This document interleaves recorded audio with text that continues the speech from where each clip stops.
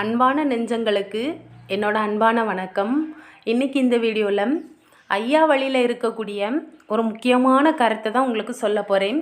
நான் சொல்லக்கூடிய கருத்து உங்களுக்கு பிடிச்சிருந்துன்னா ஒரு லைக் போட்டுக்கோங்க.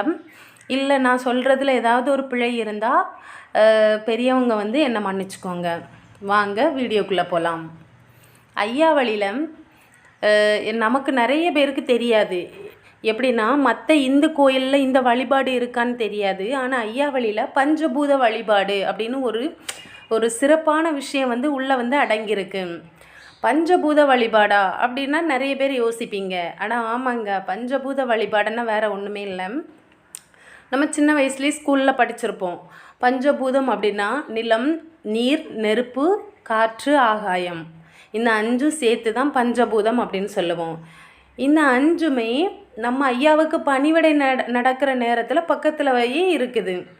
இதை எத்தனை பேர் உணர்ந்திருப்பீங்க அப்படின்னு எனக்கு தெரியாது. ஆனால் நான் உணர்ந்திருக்கிறேன்.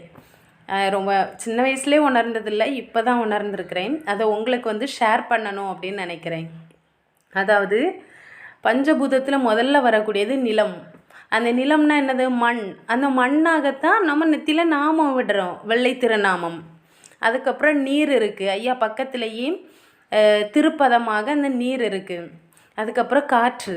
ஐயாவுக்கு வெண்சாமரம் வீசுகிறோம், அதுலேருந்து ஐயாவுக்கு காற்று கிடைக்குது. இன்னொன்று பணிவிடை நடக்கிற நேரத்தில் சங்கு மணி முழங்குறோம் இல்லையா?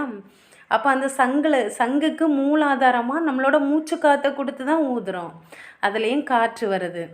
அதுக்கப்புறம் நெருப்பு. எல்லாருக்குமே தெரியும், ஐயாவே அந்த விளக்கு ஒளியில் தான் இருப்பாங்க, அதுலேயே நெருப்பு இருக்குது. அதுக்கப்புறம் ஆகாயம். ஐயா வழியில் கண்ணாடி வழிபாடு இருக்கும். கண்டிப்பாக ஐயா பதிலையோ தாங்கள்லையோ கண்ணாடி இல்லாத எந்த பதியுமே இருக்காது. அந்த கண்ணாடியில் நம்ம பார்க்கும்போது நம்ம உருவம் தெரியும். அதை ஐயா எப்படி சொல்லி தந்திருக்காங்கன்னா, உன்னிலே என்னை காண் அப்படின்னு சொல்லி தந்திருக்காங்க. அந்த கண்ணாடியில் பார்க்கும்போதும் பறந்து விரிந்த இந்த ஆகாயம் போல் பெருந்தன்மையோடு இருக்கணும், நல்லவர்களாக வாழணும் அப்படிங்கிற ஒரு தத்துவத்தை தான் நம்ம ஐயா நமக்கு சொல்லி தந்திருக்காங்க. இதை நான் உணர்ந்த இந்த விஷயம். நான் சொல்கிறது சரியா அப்படின்னா அதுக்கு லைக் போடுங்க. இல்லை நான் சொல்கிறதுல பிழை இருந்தால் மன்னிச்சுக்கோங்க. இந்த 5 பூதங்களும் ஐயா பக்கத்திலேயே அடங்கி இருக்கிறனால தான் ஐயாவுக்கு எந்த ஒரு மந்திரங்களாக இருந்தாலும் சரி, மாப்பு கேட்குறதா இருந்தாலும் சரி 5 தடவை சொல்கிறாங்கன்னு நான் நினைக்கிறேன். உங்களுக்கு ஏதாவது சந்தேகங்கள் இருந்தால் இந்த கமெண்ட் பாக்ஸில் கேளுங்க. கண்டிப்பாக உங்களோட சந்தேகங்களுக்கு என்னோடய சிற்றறிவுக்கு எட்டுனதை கண்டிப்பாக உங்களுக்கு நான் தெரியப்படுத்துவேன். நாளைக்கு ஐயா வழியில் எதுக்காக பதம், அதாவது தண்ணீர் எதுக்காக ஐயா பக்கத்திலே எப்போவுமே வச்சுருக்காங்க அப்படிங்கிற கேள்விக்கான பதிலை நாளைக்கான வீடியோவில் சொல்கிறேன்.